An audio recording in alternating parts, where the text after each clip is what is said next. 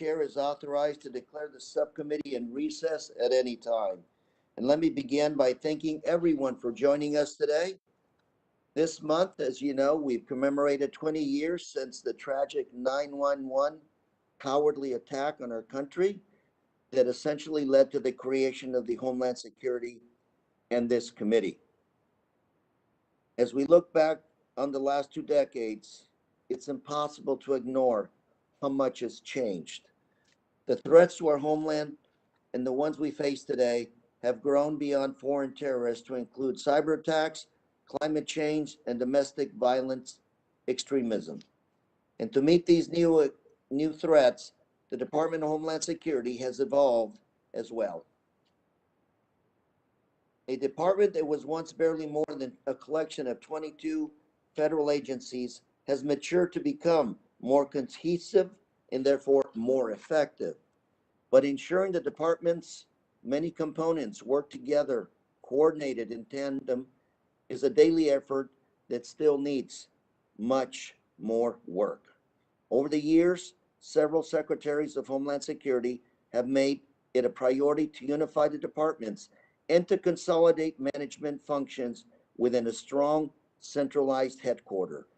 And many DHS components existed as independent agencies for decades before the department was created, and each had its own histories and each its own cultures. And although these agencies have been brought together under one umbrella, they don't always work together as they should. And DHS headquarters often lack the ability to adequately coordinate these policies, resources, and oversight as a whole. We have made progress. Today, DHS has created new offices to better coordinate information sharing, strategic planning, and overlapping operations. And today, I look forward to hearing from two representatives from DHS's Management Directorate about how the department has changed and evolved over the last 20 years and how it's taking on new and evolving challenges. And I also look forward to hearing from the Government Accountability Office, which has provided consistent oversight over the department since its creation, especially through its biennial high-risk list, which is a report that identifies government operations with significant vulnerabilities to fraud, waste, and abuse, and mismanagement. When this department, DHS, was first created, GAO added implementing and transforming the new Department of Homeland Security to its high-risk list. And in 2003, GAO noted that such a task was, and I quote, an enormous undertaking that will take time to achieve in an effective and an efficient manner, close quote. But that failure to do so, in open quote, would expose our nation to potentially very serious consequences, close quote. And DHS has transformed itself over the last 20 years, and its designation on the high-risk list has changed as well. Now, GAO's recommendations are more focused on improving the department's management functions. And although DHS has made significant progress over the years, it continues to struggle with integrating and strengthening the core functions that affect every single aspect of the agency. This includes the management of information technology, human capital, acquisition, finances, all of which are housed within the Department of Management Directorate. These remain on the list, and in many ways because they are issues that offer the most form of challenges to a decentralized headquarters. The constant push and pull between operational components and headquarters have hampered the department's ability to develop a strong and unified approach to these core issues. But taking on these problems is key to ensuring that DHS can continue to protect the homeland from all threats, those we faced 20 years ago, and those that we are facing now, and those that we will face in the future. I do look forward to hearing more about how DHS has grown into the agency it is today, as well as how we can help them continue to mature and meet these enduring and evolving challenges. And with that, I thank you again all for joining us today. And I would like to recognize the ranking member of the subcommittee, the gentleman from Michigan, Mr. Peter Mayer, for his opening statement. Mr. Mayer, welcome. Thank you, Mr. Chairman, for holding this important hearing today, and thank you to our witnesses from DHS and GAO. This hearing comes at a critical time for the Department of Homeland Security. DHS was created in the wake of the most devastating terrorist attacks to occur on U.S. soil, and when we lost nearly 3,000 Americans on 9/11, we vowed as a nation to prevent any such attack from occurring again. We passed the 20-year anniversary of 9/11 this month, and find ourselves facing a multifaceted threat landscape that is constantly evolving. As new threats continue to emerge, we're also seeing conditions that resemble those that existed in the days leading up to the tragic attacks 20 years ago. The United States has withdrawn from Afghanistan, and there is real concern that the swift Taliban takeover of the country, coupled with the mismanaged U.S. withdrawal, has left a vacuum in which terrorist groups will reconstitute and proliferate. At the same time, DHS is leading the enormous task of vetting and resettling over 60,000 evacuees from Afghanistan into the United States. Operation Allies Welcome will be a complicated, time-consuming effort for the department, and DHS does not have the luxury of focusing solely on this issue. The threat landscape has expanded beyond the actions of foreign terrorist organizations like Al-Qaeda that served as the original catalyst for the creation of the department.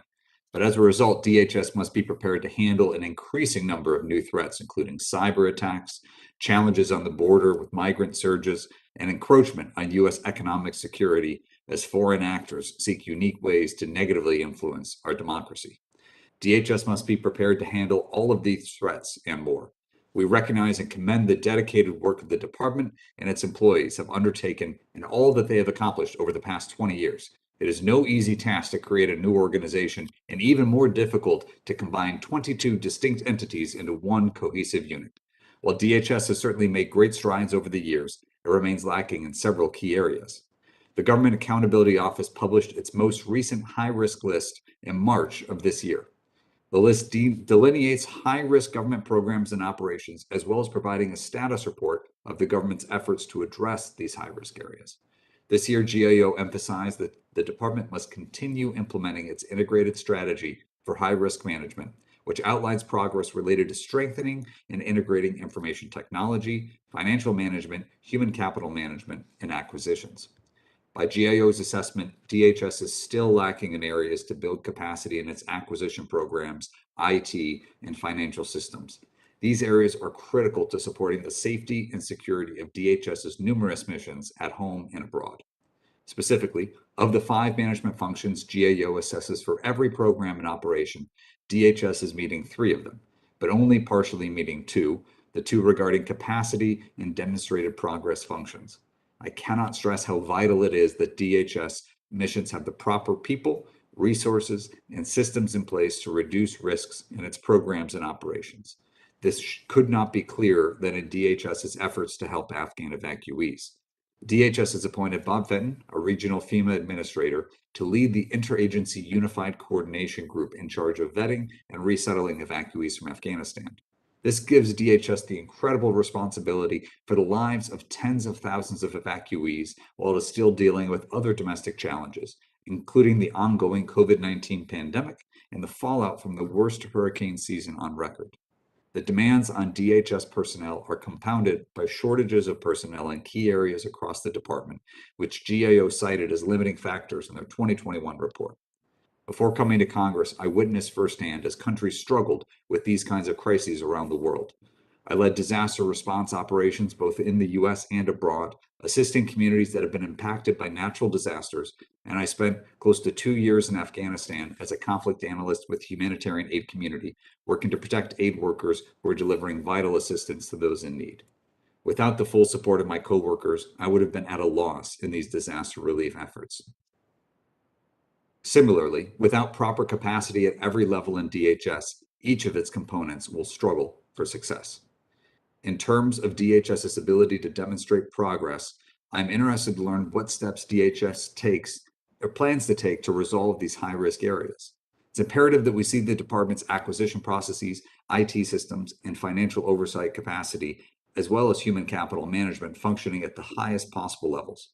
With the current global threat landscape in massive flux, We cannot leave anything to chance with the programs and operations meant to keep our homeland secure. Mr. Chairman, thank you again for holding this hearing, and I sincerely look forward to hearing our witnesses' testimony today and working closely with the department to ensure it reaches its full and vital potential.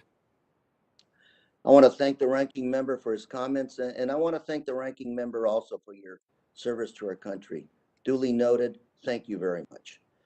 Members are also reminded that the committee will operate according to the guidelines laid out by the chairman and the ranking member in their February 3rd colloquy regarding remote procedures.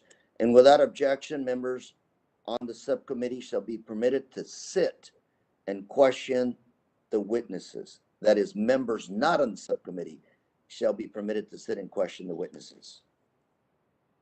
And if I can, I'd like to turn now to our panel of witnesses. First, we have Mr. Chris Curry. Mr. Curry is a director on the Homeland Security and Justice team at the Government Accountability Office, or GAO.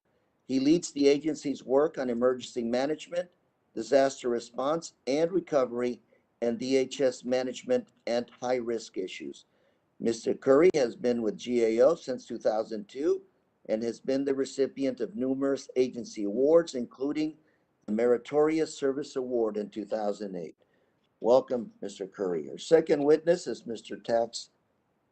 Tex Ellis, who serves as the Acting Undersecretary for Management at DHS. In this role, he oversees all aspects of the department's management functions, including financial, human capital, information technology, procurement, security, and asset management.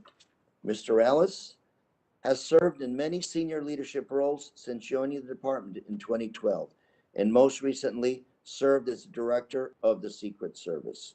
And our final witness is Ms. Angela Bailey, Chief Human Capital Officer at DHS. Ms. Bailey is responsible for the department's human capital program, including human resource policy, recruitment and hiring, and employee development. She's dedicated more than 40 years as a career public service, with 34 of those years in human resources. And Ms. Bailey was appointed to her current position in January of 2016. And without objection, the witness's full statements will be inserted into the record. And I will now ask each witness to summarize his or her statement in 5 minutes. And I'll begin with Mr. Curry. Welcome, sir.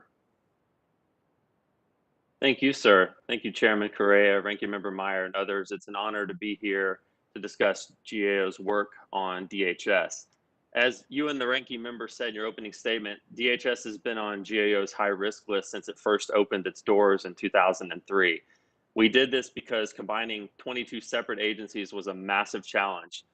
Many of its agencies already had major challenges from the start, and the effective creation was critical to national security as well. I think it's important in this hearing to reflect over the last 20 years on how DHS has evolved and the tremendous transformational progress they have made. There are several reasons for the progress, which you talked about in your opening statement. First has been leadership commitment. At GAO, we have more than 30 high-risk areas across government and many more that we've taken off the list over the years. There's not an agency or a management team more committed or involved in addressing these issues than the ones at DHS. For example, they meet with us quarterly. They do a strategy twice a year, and we've seen tremendous commitment to these issues. Second, DHS devotes resources to these issues and measures progress, which are critical. For example, dedicated teams manage each individual outcome area and ensure accountability in the agency.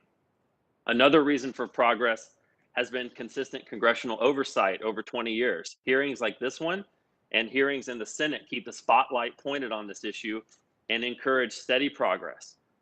As a result, DHS has transformed from a fragmented department without a clear culture to the third largest cabinet agency with almost 250,000 people, and arguably the most diverse and difficult mission in all of government. I have personally seen this over the last 19 years working with the department. However, while progress has been made, it's still the newest department, and more work is needed before we can take it off our high-risk list. Specifically, we monitor DHS progress across several key areas, including human capital, IT management, acquisitions, and financial management. So far, DHS has addressed 18 of the 30 areas that we measure, and is working to address the remaining 12. I'd like to highlight some of the most challenging areas left to address.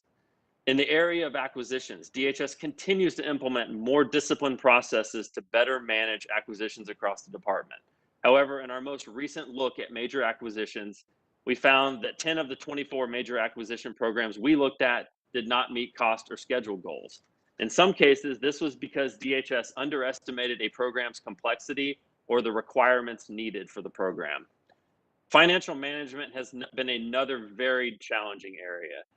While DHS has made progress, the initial challenge was so great that there is still a long way to go. To use a private sector analogy, you can imagine if 22 large corporations had to combine financial systems and processes. For example, DHS has now received a clean audit opinion on its financial statements for 8 years straight, which is a major achievement. However, it struggles to modernize several of its financial systems. Specifically, DHS needs to effectively implement its long-term systems modernization efforts at the Coast Guard, and particularly at FEMA, who manages the lion's share of the department's dollars and grants that go out the door. FEMA system's over 25 years old and manages a huge, well over $100 billion portfolio of DHS funds, including grants. They've only begun steps to begin the modernization of FEMA, and it's going to be many more years before there's a new system in place. And lastly, I have to talk about employee morale. This has been a focus of much attention over the years, and the story is way more complicated than simply saying DHS ranks last among large departments. No issue likely frustrates the folks on this hearing from DHS more.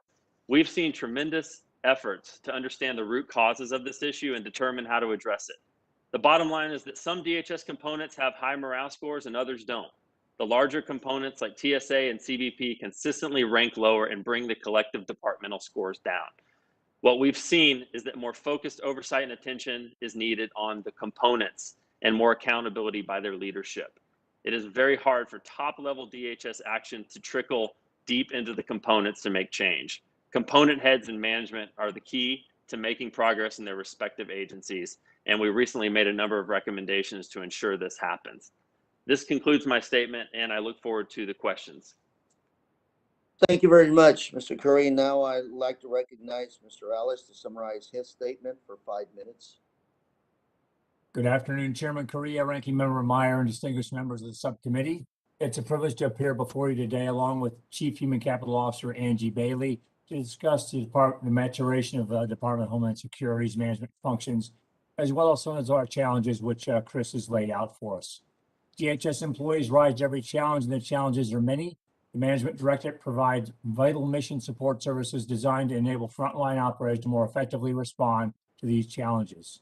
Since the founding of the department in 2003, the challenge for DHS leadership has been to integrate the numerous diverse organizations brought together in the aftermath of 9/11. Most of these organizations had unique and sometimes long-standing management practices and systems already in place. Because of these challenges, the GAO designated implementing and transforming DHS as an area on its high-risk list in 2003. And after a decade of hard work, GAO acknowledged the department's significant progress in 2013, narrowing the high-risk areas to focus on 5 key management functions: acquisition and program management, information technology, financial management, human capital, and integration of management functions across the department. I'm pleased to report DHS has fully or mostly addressed 22 of the 30 high-risk outcomes, and GAO is a valued partner in this effort. In light of our demonstrated sustained progress, we are working closely with GAO to narrow and rescope our high-risk designation for DHS's management functions, with the goal of removal from the list in the relatively near future. So I want to highlight some of the specific challenges and successes. DHS leadership has long made supporting and strengthening the workforce a top priority. All the more so during the COVID-19 pandemic. Angie Bailey, our Chico, will discuss these efforts in more detail. As the Chief Acquisition Officer of the department, I oversee all major acquisition programs, and I recognize the critical role of sound acquisition management in meeting needs.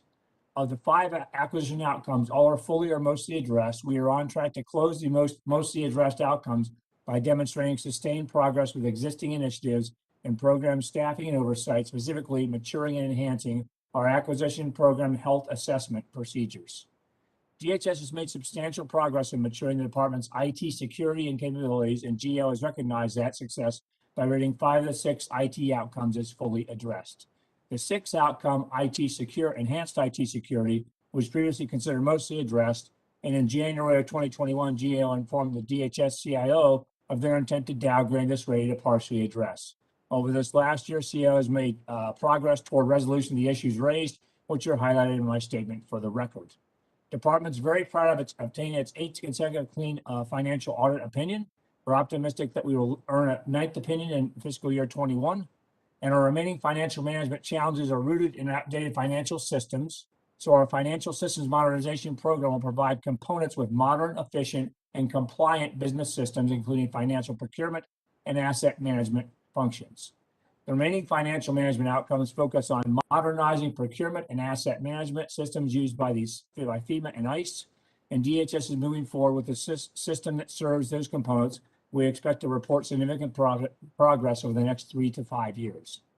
The Undersecretary of Management Office is responsible for driving progress across the Directorate and Department with respect to management functions. So even while dealing with the immediate threat of COVID, the Management Director has remained focused on long-term issues. For example, we are achieving significant environmental and financial benefits through the National Capital Region Real Property Strategy that includes consolidation of DHS organizations on St. Elizabeth's campus and within the National Capital Region. So further, we remain focused on opportunities for small business, and in so doing, we have been recognized by the Small Business Administration with an A or A+ grade on its small business procurement scorecard for the past 12 years. Since being placed on the high-risk list, DHS has made tremendous and sustained progress in addressing the central issues that resulted in GAO's high-risk designation. We appreciate GAO's strong partnership and willingness to continue our discussions about rescoping and eventually removing management functions from the high-risk list. And thank you again for this opportunity to appear before you to discuss the department's management functions and challenges. And I will welcome any questions you have in a few moments. Thank you, sir. Thank you, Mr. Alice. And now I'd like to recognize Ms. Angela Bailey to summarize her statement in 5 minutes. Welcome. Thank you, Mr. Chairman. Chairman Correa, Ranking Member Meyer, and distinguished members of the subcommittee. It is a privilege to appear before you today alongside Mr. Alice, Deputy Undersecretary for Management, to provide additional information about our one remaining human capital outcome and our employee engagement efforts. I was here early last year talking to this subcommittee about employee engagement and morale at DHS, and I am pleased to report continued progress despite the tremendous challenges we face. DHS is a living, breathing organization made up of more than 240,000 human beings. They worry about the same things all Americans worry about. They struggle with student loan debt, childcare responsibilities, taking care of sick or elderly family members, or missing yet another family vacation, birthday, or anniversary due to work obligations. And on top of that, every day, our people perform some of the most difficult, dangerous, and at times heartbreaking and thankless work in the nation, and they do it well. Our people work through holidays and nights and weekends. They're always vigilant and ready, but the work they do is often directly affected by some of the most critical issues facing society, like the pandemic and natural disasters that dominate media headlines. For example, over 80% of DHS employees worked unpaid during previous government shutdowns, and 65% have held the front lines during the COVID-19 pandemic. We can't change the work, but we can continue to explore and implement ways to support our people affected by that work. Through our efforts on DHS initiatives like employee and family readiness and leadership and other developmental programs, we have increased support for our employees and their families across the department. Our operational components continue working to meet employee and family needs through their efforts like resilience and suicide prevention programs at U.S. Customs and Border Protection, intensive local action planning at select airports by the TSA, emergency backup childcare in FEMA, diversity and inclusion, education and awareness programs within the U.S. Coast Guard consisting of over 100 change agents, and taking action to rebuild morale and provide opportunities for employees to voice their concerns and share feedback at USCIS after the furlough threat in 2020. We also share ideas and best practices with each other, leading, for example, to U.S. Immigration and Customs Enforcement adapting TSA's successful local action planning to their own organization's resources, structures, and needs, and headquarters implementing emergency backup childcare as well. Federal Employee Viewpoint survey scores reflect the positive effects of these efforts. For example, CBP's Employee Engagement Index, otherwise known as EEI, increased 15 percentage points since 2015, and TSA's EEI has increased 11 percentage points. The overall DHS EEI has increased 13 percentage points. In fact, 5 of our components equal or surpass the government-wide average.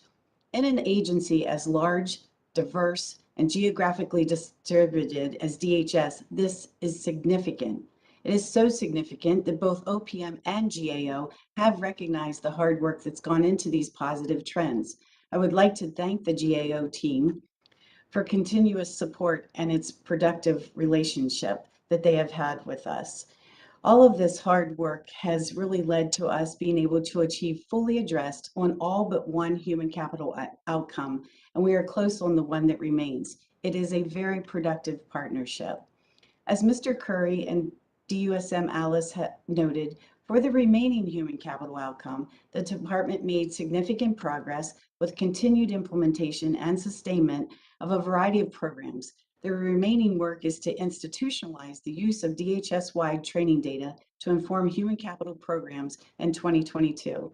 Thank you again for the opportunity to testify today. The department would not be successful without your support and the work of our brave men and women who sacrifice each day to make our country safe.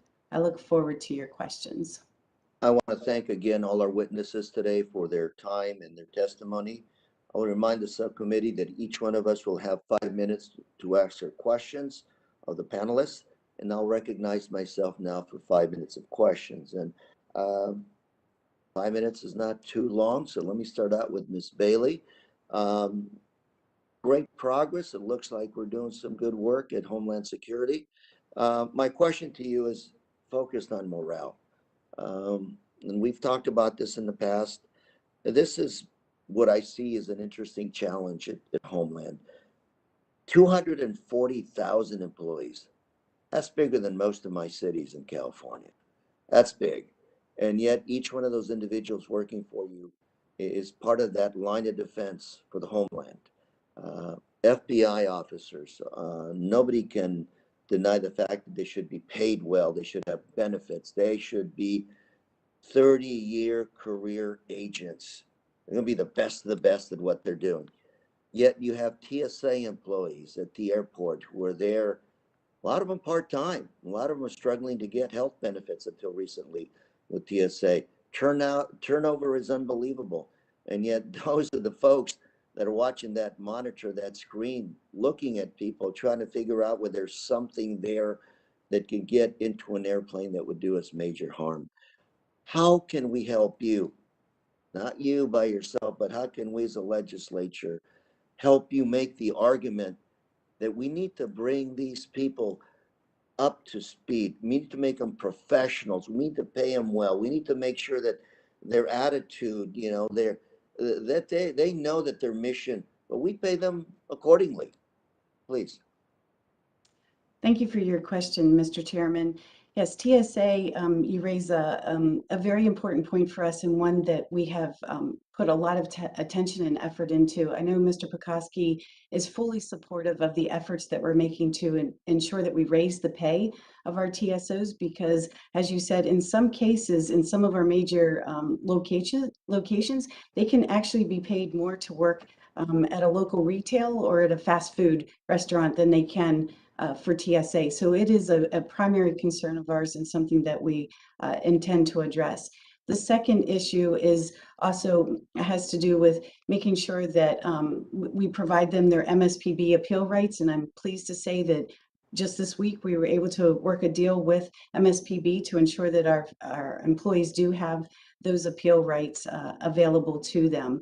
And then with regard to their actual morale or the engagement and their working life, some of the things that we're very pleased about is the initiatives that we've put into our employee and family readiness initiatives. What do we need to make those folks full-time instead of part-time? You know, flipping hamburgers. My daughter did that last summer, okay? She got paid well, but she wanted to get out of there as quickly as possible.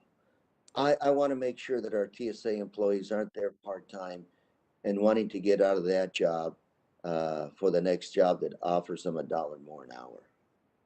Right, and so that's a very good question as well, Mr. Chairman. And one of the things that we are striving to do is get the balance between part-time and full-time appropriate, because there are some instances where we found where our employees do want part-time so that they can raise their families or they can continue to go to school and have different opportunities. The other thing that we really stress within TSA is that it's also a foot into the federal government. It's a foot into DHS. And we do find that many of our TSOs have the actual opportunity to promote within TSA and or to go on to CBP, Secret Service, and then on to ICE. And so we have found that by having specific career progression for them throughout this law enforcement community is something that they have really, that they've really valued, and that they look forward to us putting more effort into that as well. So a couple of things. I would just argue that the typical FBI agent probably knows that they can go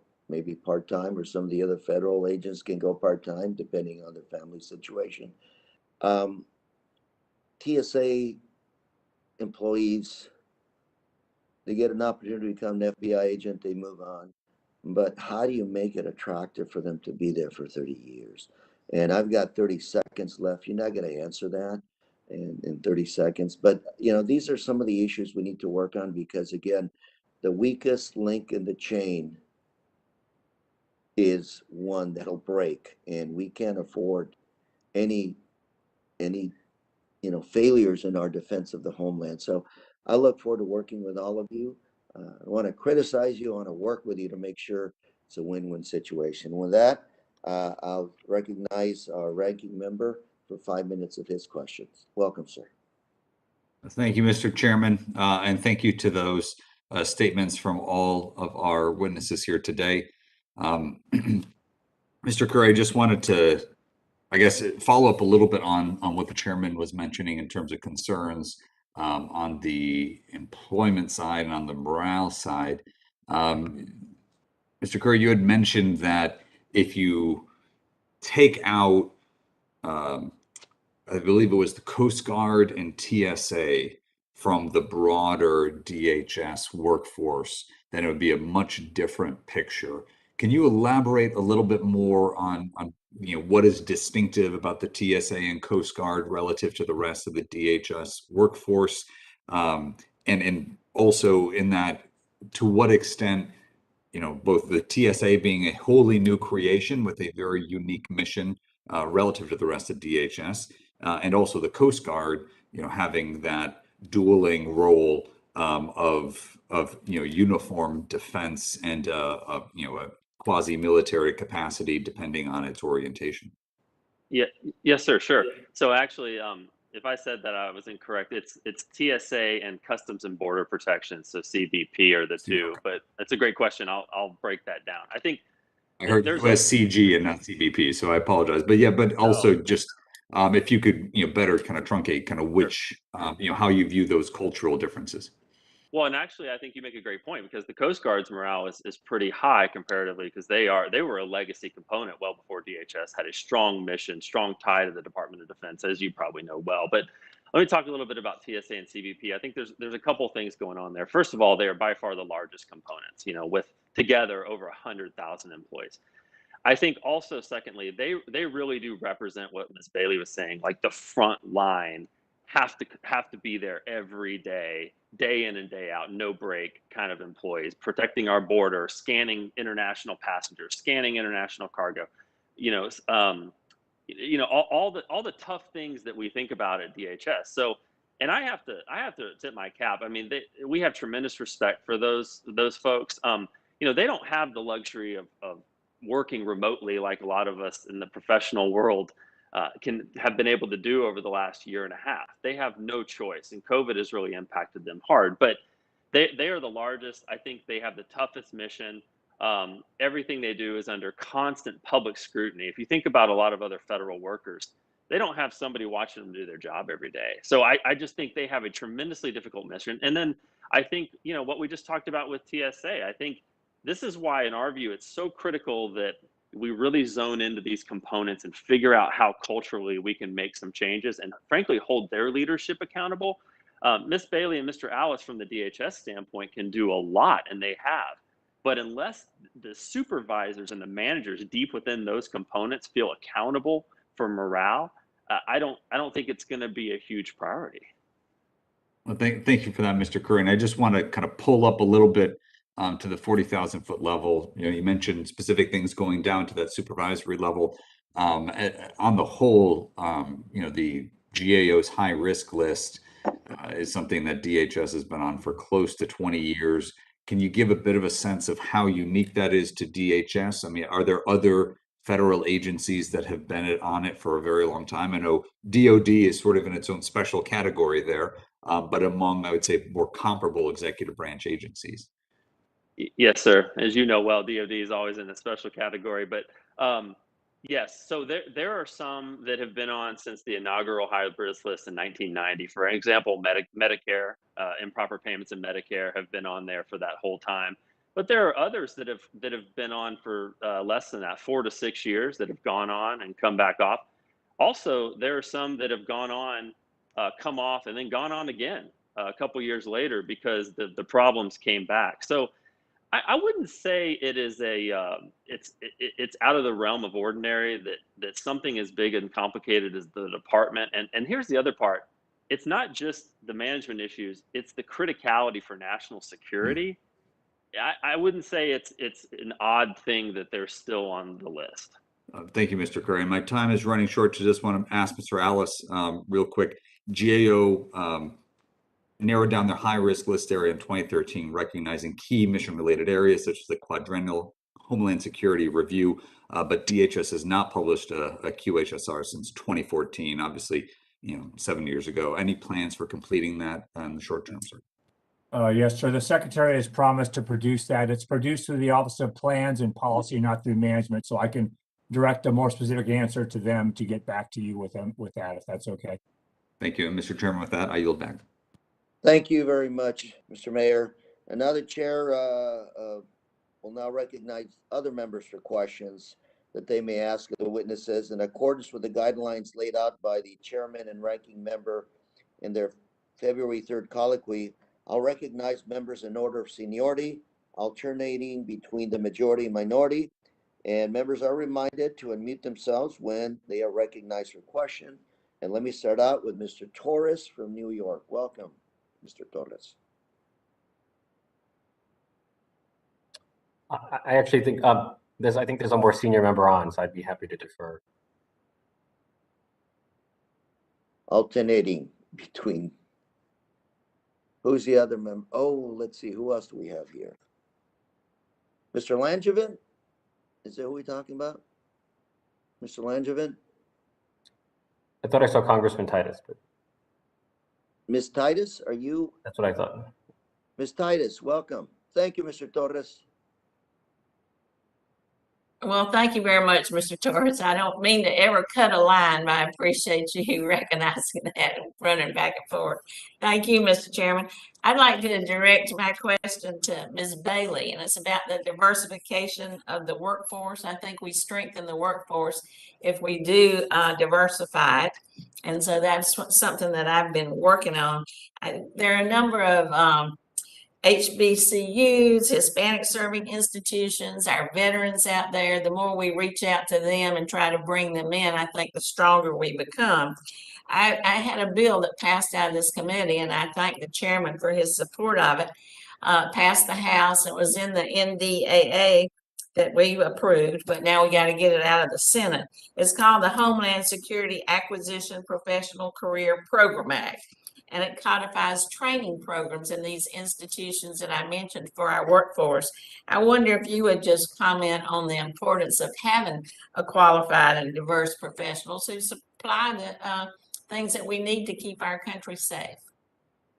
Yes, thank you very much for the question. It is something that we've been working extremely hard at. One of the things that I'm really proud about is that the DH workforce is actually 47% diverse.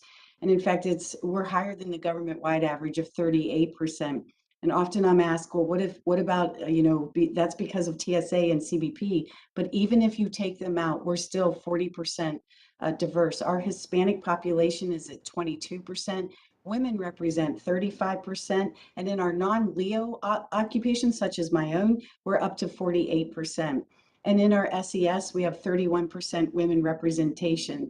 Our veterans are at 26%. We have maintained an exemplary rating since FY17. So we have put a tremendous amount of effort into recruiting and going out and making sure that we really seek talent from all segments of society. We've also put much effort into making sure that our leadership development programs really help raise up everyone within the department so that they are ready, capable to be able to go into our SES ranks. So the one area that I would say that it remains a challenge for us is our representation of women in law enforcement. And Mr. Mayorkas has challenged us to be able to get to 30% by 2023. There's an initiative that's going on within the women in law enforcement community to, I think it's 30 by 2030, but we've challenged ourselves to make that 30 by 2023. So with that, we look forward to working with you to ensure that we can improve our diversity even more. But we are really heading toward 50% of DHS will have some type of diverse representation across all of our components. Well, I'm glad to hear those numbers. I also just hope that you really target minority serving institutions when you do recruiting, because often they're not aware that these career opportunities exist. And furthermore, I don't know what your policy is on internships, or mentorships, but those often work well to bring young people into some of these professions. Absolutely, Congresswoman. You hit the nail on the head. Is our internship programs. In fact, this summer we just did a cyber sprint and we hired over 300 people and put another 500 tentative job offers. So that's like 800 people. And we created a cyber honors program. The Secretary has created a Secretary's Cyber Honors Program.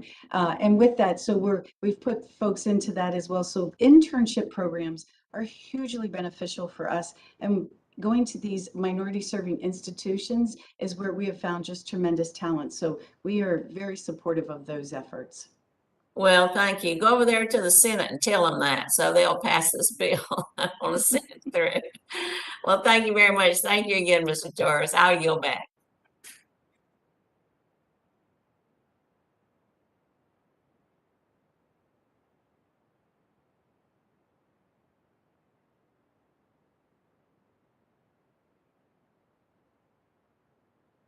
Ms.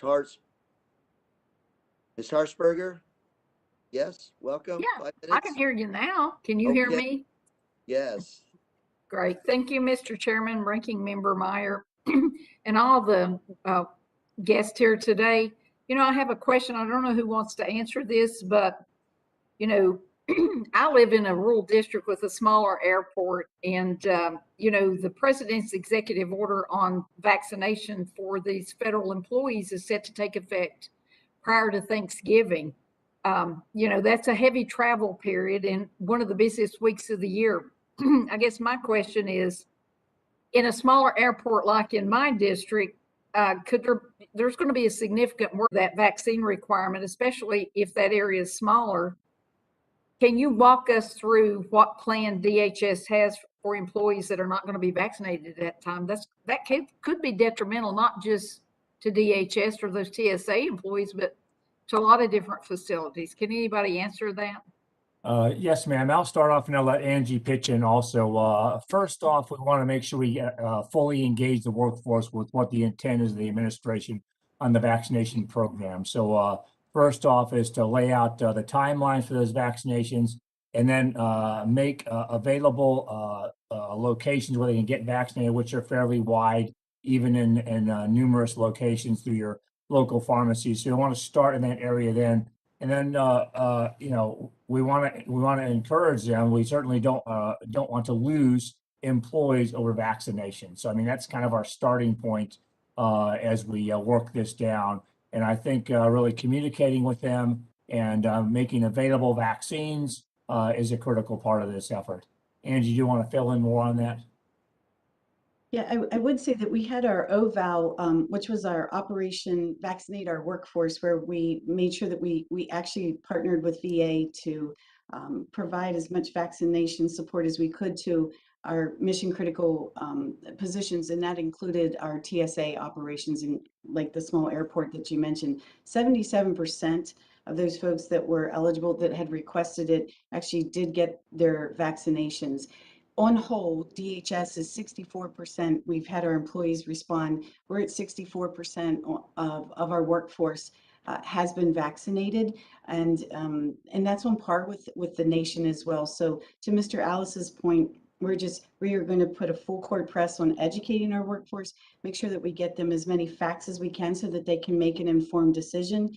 We've provided them a timetable of when they need to have their first shot and their second shot, and we're working with OMB, privacy, and civil rights and civil liberties to make sure that we have a reasonable accommodation process put in place to address anybody who has a medical or religious exemption. So we're not in the business of removing our employees.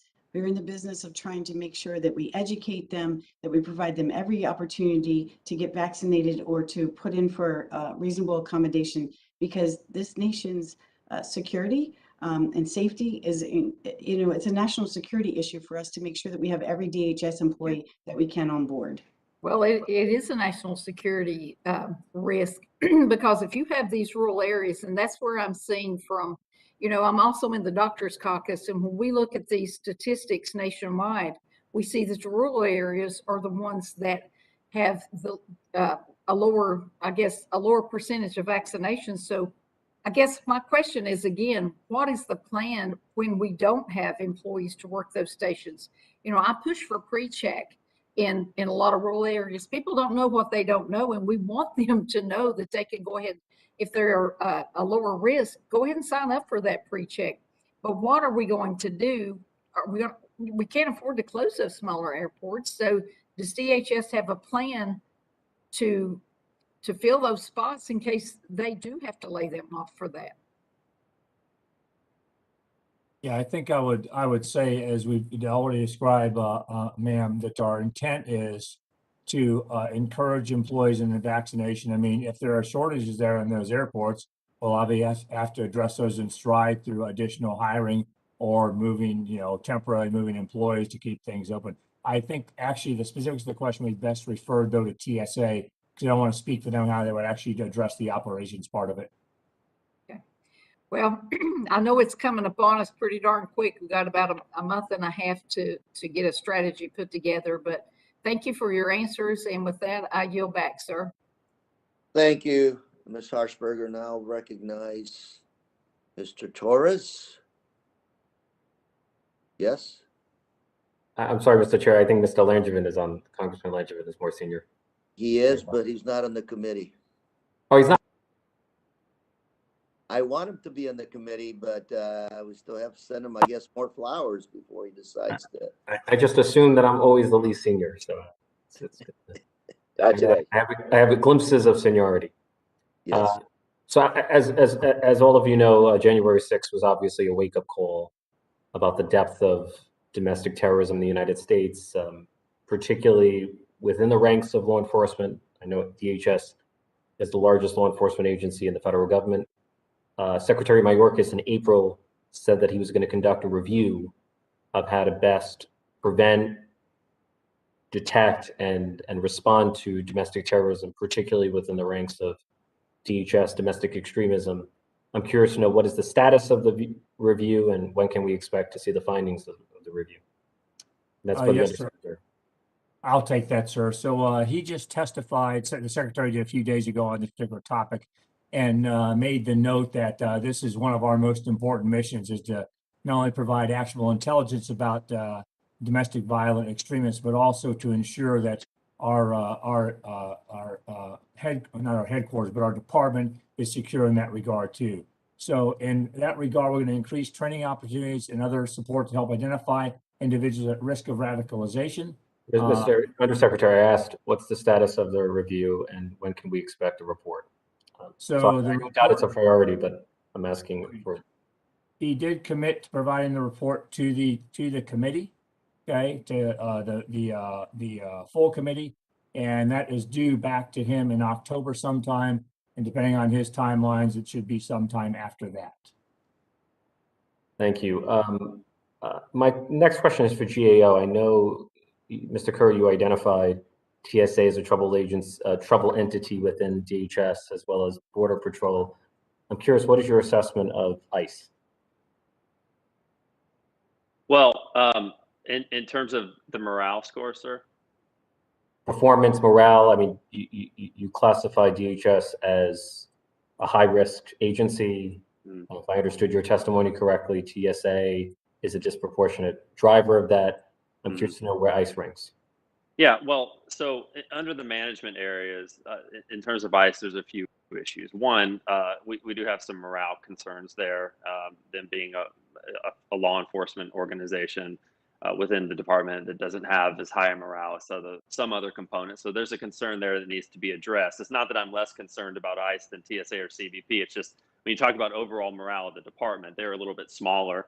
Also obviously they have a tremendously difficult mission right now too. So I'm concerned about their workforce and the morale of the workforce too. The other thing we look at too is in the management area is their financial systems too. ICE is one of the three components in DHS that has one of the oldest legacy financial management systems left over from since before the department started. And they have a ways to go before they are able to modernize that as well. So we have concerns there. Does each entity have its own financial? I mean, why not have like shared or centralized systems?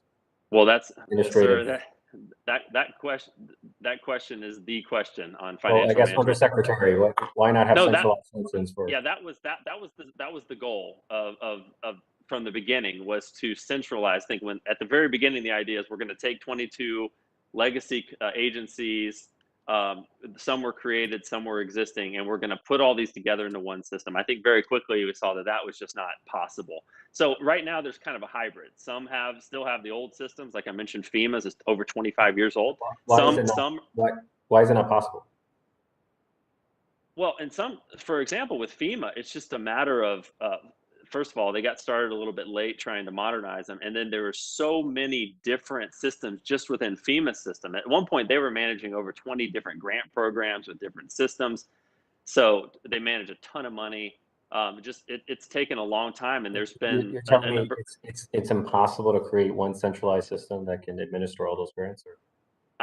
Nothing's impossible, but I can say over 20 years that to do this across DHS into one system has been very difficult. Now, they have been able to do this in some components and be successful. I think they're just down to some of the most challenging components. I just want to quickly interject because I heard a contradiction between the two testimonies. I know you identified 30 management areas, and you said DHS has made progress in 18 of those or has achieved its goals in 18 of those, but I heard your secretary say 22. So I'm curious to know what's the disconnect between your two testimonies. Well, there's different ratings. So what I was referring to is the ones that are fully addressed and completed. There are others that are partially, and so I think that was the difference. And of everything that remains, what is the most urgent? I think right now the most urgent, I classify urgent and challenging as the same, because to me the most challenging are going to be the hardest to address, and they need the most focus and the most resources. I think, financial management is the one that's going to take the longest to address across the department. There's still the most work to be done. I think even DHS has said they're still in a horizon of it being at least probably 5 years until some of these issues are addressed. So I'm very concerned about that. But, I continue to be concerned about morale too. While we give DHS a lot of credit because there's been consistent, steady progress and improvements last year, almost every agency in government improved last year. So I don't think anybody at DHS would say they're where they want to be in terms of employee morale, which has cascading effects, sir. It affects recruitment, it affects retention. It just has such a huge impact on the mission. And I think that's another major area I'm concerned about. My time has expired, long expired. Thank you, Mr. Torres. Now, Mr. Mayor, unless you object, I'll go to Ms. Do you have any other Republican members on your side right now? Mr. Chairman, I'm not seeing any of my colleagues on this side of the aisle, so no Unless you objection, sir. object, I'll go to Mr. Langevin. Very good. Thank you, Mr. Chairman. Welcome, sir. I thank you for the ranking member for allowing me to sit in on this subcommittee. I'm proud to be on the Homeland Security Committee, but haven't had the pleasure of serving on this subcommittee, but maybe in the future. But glad I can participate in this subcommittee hearing. I thank the witnesses for their testimony. I'd like to start, if I could, with Ms. Bailey. Ms. Bailey, what percentage of cybersecurity billets within the Department of Homeland Security are unfilled right now? Obviously, cybersecurity is the national security and economic security challenge of our time. We need all hands on deck. We need every billet filled, and I know that DHS is still under-resourced there in terms of bodies. Can you give me an idea of how many are unfilled right now? I think we have, thank you for your question, Congressman. I am not sure. I may have to get back to you on the exact number. I know we have close to 10,000 positions that are identified as being identified as being cyber. And one of the things that we were trying to do with our sprint was at least to address 10% of our vacancies. So I think that we are somewhere around 80%, but I really need to get back to you. 80% filled, not vacant. Yeah, so great. I need to get back to you with regard to the exact number. So you'd say approximately 20 to maybe 30% is a reasonable estimation? I think it's around 10 to 20% because we had a really significant push this summer and we far exceeded what we wanted to be. I think we're somewhere around 2,000 vacancies, if I'm not mistaken. And so this summer we were able to, again, get almost 1,000 of those filled. Well, I certainly hope that when you do look at the actual numbers that it's closer to the 10%, not 20% or more, because I would, even at 20%, I would certainly characterize that vacancy rate as unacceptable, and feel that it's very troubling. And I find that it's a troubling statistic. But could you please explain to the committee what you plan to do to address this vacancy rate going forward? Certainly, and I do want to make sure that I was clear on this. We have around 2,000. We had around 2,000 vacancies this summer, and we filled almost 800 of them, of those 2,000. So we have made significant progress against making sure that we have all of our positions filled.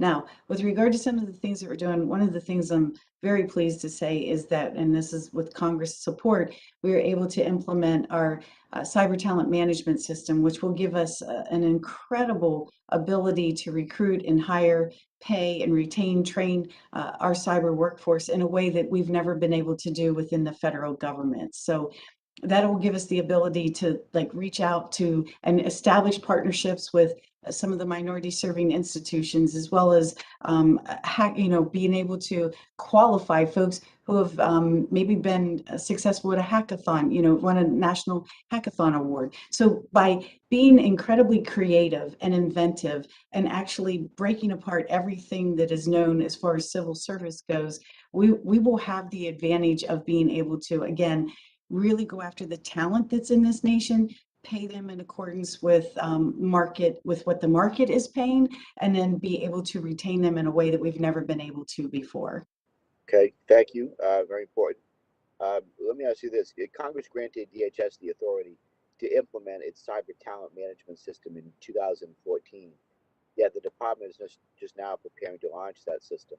So the authorities in question give the department broad authority to create new positions necessary to carry out its responsibilities. So what roles and responsibilities does the department envision CTMS helping to fill, and what resources does the department require to meet these hiring goals? Well, we do plan to use that to fill a variety of our cybersecurity needs, everything from forensics to network investigations to what you would consider typical cybersecurity positions. So in working with CISA and with our CIO, we've been able to really identify the kinds of skills that they need so that we can get the talent into those particular positions. We anticipate right off the bat of bringing in close to 150 people and then just keep expanding it from there, and across the board. So I think you will be pleased with where we are by next spring, considering that we will have it fully implemented and ready to recruit and hire on day one. Thank you. Thank you. Mr. Chairman, I had one last question at this time, but if Please go ahead and ask it, sir. Thank you, Mr. Chairman. Well, basically, last question. I'd like to focus now on the Cybersecurity and Infrastructure Security Agency. Given that CISA is a new agency with a critical mission, it's important that it be able to hire the cybersecurity talent necessary to execute that mission. For example, giving CISA the authority to grant cybersecurity fellowships that brings in outside talent could be very helpful. How is the department supporting and empowering CISA to ensure it can bring on the cybersecurity talent it needs? Well, one of the things that we're doing is working very closely. I have a very good relationship with both the director and the deputy director of CISA, and it gives us the opportunity to really dive in and figure out exactly where they have their needs. We are really we will make use of our cyber talent management system to address many of the needs that you've addressed. The fellowship programs or the internship programs, all of those will still exist as well, by the way. So we're not just simply going and saying CTMS is the only thing that we're going to do. We will make use of all the hiring authorities, including the Schedule A hiring authority that we have that helps us reach deep down in and be able to get the talent that we need. I certainly hope so, because it's a vital mission. So is it possible that you could come and brief us on CTMS in say December or so, or yes, absolutely. Absolutely, Congressman. More than happy to come brief you on CTMS. All right. Thank you very much, Mr. Chairman. I appreciate the extra time and allowing me to ask questions as part of the subcommittee today. Thank you very much. I yield back. Mr. Langevin, please come by anytime. Love to have your sharing of your good comments on the committee and questions, of course. Are there any other members in the committee that have not asked a question? Any other members? Then I would ask Mr. Peter Mayer if he's interested in going for a second round of questions. Are you okay with that? Absolutely, Mr. Chairman. Okay, and I want to follow up. I'll start out with 5 minutes here. I want to kind of follow up with some of the Mr. Langevin's thoughts there. One of my prior lives, I used to chair a committee in Sacramento, California, that had jurisdiction over CalPERS and CalSTRS, some of the biggest pension funds in the Western world. And the challenge was always trying to keep the good asset managers working for CalPERS and CalSTRS. Once Wall Street found out that they were actually really good, they were hired away because we just could not afford to pay them the multi-million-dollar salaries that Wall Street could afford to pay them. And my question to you is obvious. I mean, how do we keep the good cyber folks on your payroll and not having them essentially be taken away by the private sector? Sir, if I could comment there, I think there's two aspects. One is what Yes, Angie Mr. Ellis. talked about, the cyber talent management system. I think we discussed the other part yesterday. It's the appeal for the mission. In fact, I've had several people call me that want to work for the department, not because it pays well. They want to do it because they're interested in protecting the nation, and there's an appeal to them because of the mission of the department. I think that's an important part of it that we had kind of discussed yesterday. So that's a key part. Obviously that's how the military appeals to people. They're not doing that job because they're getting paid a lot of money. They're doing it because they feel it's a service to the nation. So I think that's a key part. Ms. Bailey? I would also say, to add to what Mr. Ellis said, one of the other things is that we completely understand that this is a field in which they're not going to stay with us for 30 years. They're not going to stay in any business, whether it's private, public, nonprofit, it doesn't matter. So what we've done is create a system in which they can come in and out of federal government in a very easy way. Today, under the current civil service rules, you can't do that. Like when you come in, often, often what happens is whenever you leave and then you come back in, you basically can't be paid for any of your experience or education that you've received. Although OPM has worked to change some of those rules just recently. But when we designed CTMS, we designed it with in mind, knowing that this is not only a generation, but it's also an occupation that is not going to stay with us. And so we're okay with that. What we have to do is make sure that when they are here, that they're given the kinds of resources and experiences that they're looking for. And then whenever they go back out to private sector, that we keep track of them. And that we then, whenever we have new opportunities, we reach out to them and bring them back in. And so it's something that we actually have planned for rather than trying to assume that they're all going to want a 30-year career. Thank you very much. With that, I'll call on Mr. Peter Mayer for his questioning. Thank you very much, sir. Thank you, Mr. Chairman. Ms. Bailey just had a brief question. During COVID, Congress gave agencies special Schedule A COVID hiring authority. Can you share a little bit more about how DHS utilized that hiring authority, and if you think that hiring authority might be a positive model for the future?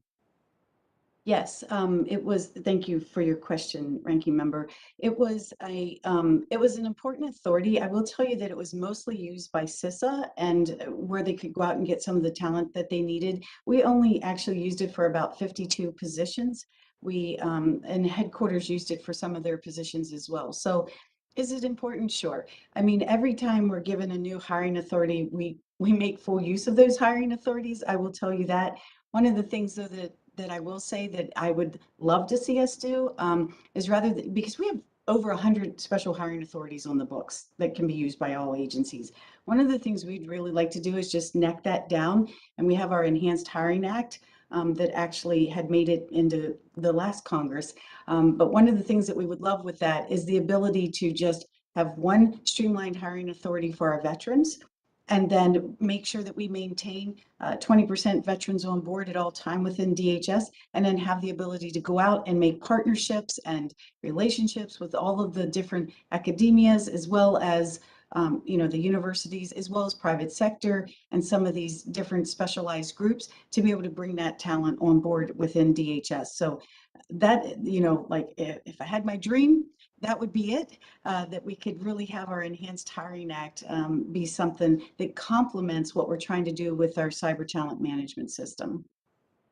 Thank you, Ms. Bailey. And Mr. Curry, just kind of sticking a little bit on cyber, but pivoting over to the acquisition side of the house. I know that obviously DHS has faced challenges in effectively executing that portfolio. We've seen that with the Coast Guard Cutter acquisitions and also at CISA's National Cybersecurity Protection System.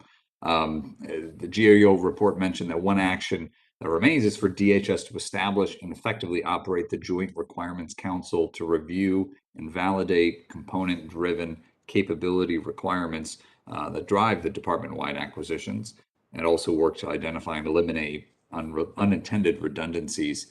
Can you share to what extent there's been progress in this area, and conclude with what remains to be done? There's been a lot of progress in this area. I mean, I think we've seen the JRC in existence for long enough to know that it's the right organization with the right processes to oversee the requirements development. I think we're pretty close to probably addressing that, maybe in another 6 months or so. I think we want to spend some time validating this though, and actually seeing the results over the next 6 months. We do still have some concerns that while there's a lot more acquisition discipline and process, we still want to see more programs within cost and schedule. We want to see more successes. I just don't think we're seeing enough actual successes, because it's not just about having the discipline and the processes. I mean, the whole purpose of that is you want to see effective implementation of these programs in the homeland to achieve the mission. And we just haven't seen enough of that yet to feel like that's not a high risk issue. Are there any other acquisition programs across the government, whether within DoD or within more specialized agencies or components, that you look at as a model, or areas that you would suggest that DHS emulate? Well, there's no doubt that acquisitions is tough across all federal government. I mean, especially DoD. I mean, it's hard for me to say DoD is better than, they have challenges too, as you know well. But I think that DHS has a unique challenge here, though, because a lot of times what they're trying to do is they're trying to apply commercially available technologies or other sort of things to a very, very specific homeland application. And I think that's where sometimes we run into some challenges. For example, the USM and I were talking the other day about the biodetection system, where the DHS is trying to implement a system that will, within minutes detect the bio attack in our homeland. Well, it's very, very difficult because the technology is just not available yet. So the idea is good, but it's just not ready to go in the homeland. Whereas you may be able to use a technology like that on a more experimental basis in the warfighter scene or in theater or something like that. So the DHS just has a number of very unique challenges. Thank you, Mr. Curry. And Mr. Chairman, my time is expiring, and I believe we also just had a vote called for your awareness. And with that, I yield back. Horace, did you want to ask a couple of questions? I'd be happy to ask a question, but if you feel you have to end the hearing, that's. Go ahead, shoot. We got about 12 minutes. Go ahead. Okay. Well, actually, we're going to vote on one of my bills. I have a bill that would require the Undersecretary for Management, I believe, to issue department-wide guidance to require DHS contractors to submit a bill of materials identifying the origin of software components, and the legislation was meant as a response to SolarWinds. So my question for the Undersecretary is, what actions have the agency taken to shore up our cybersecurity in the wake of SolarWinds? Yeah, so in the wake of SolarWinds, we're developing a unified cybersecurity maturity model because SolarWinds is more complex than just looking at FISMA scores. In fact, those kind of evaluate the knowns. In this case, this is what we call a zero-day exploit. So a lot of this is going to address our cybersecurity domains, access control, audit and accountability, risk management systems, and communication protections. It's based on the domains established in DoD's CMMC, Cybersecurity Maturity Model Certification, which will help make sure that the supply chain, which is how they got into our systems through the SolarWinds supply chain, through security issues with that contractor, will help ensure the contractor's networks are secure. It will also include implementation of a zero trust architecture, supply chain risk management system, and then enhance our cybersecurity provider program and our identity credential management systems. Can I ask a question about Einstein in particular? My understanding is that Einstein lacks the capacity to detect anomalous threats intruding into the federal network. Is that accurate? And what are we doing to address? Right, Einstein was. Yes, sir. Einstein was formed to address known threats. So by definition, a zero-day exploit is not going to be an Einstein protected. Are we creating Are we creating an Einstein 4 or an entirely new capacity to confront unknown anomalous threats? It would be a different capacity, as I mentioned: zero trust architecture, securing your supply chain, making sure your contractors are secure on their side. What's the timeline for finalizing that? For all these efforts, we're just getting them underway. I would give that probably a couple of years to be fully implemented. Got it. That was the extent of my question. I wanted to follow up on the supply chain security. I don't know if GAO has any thoughts on DHS's preparedness in relation to a supply chain attack like SolarWinds. Yes, sir, we do. I'm not our cybersecurity expert, but we definitely have done a ton of work in that area, and I can get you all that information. That would be great. Okay. That's the extent of my questioning. Thank you, Mr. Chair. Thank you, Mr. Torres. And Ms. Harshberger, I believe you're next. Well, I think I'm good. If I have a question, I'll just give it to you in writing. So thank you, Mr. Chairman. I want to thank all of you. I want to thank the witnesses for being here today for your testimony, and members for your questions. Members of the committee may have additional questions of the witnesses, and we ask that you respond expeditiously to them when they ask them in writing. The chair reminds members that the committee record will remain open for 10 business days. And without any further objections or business, this committee hearing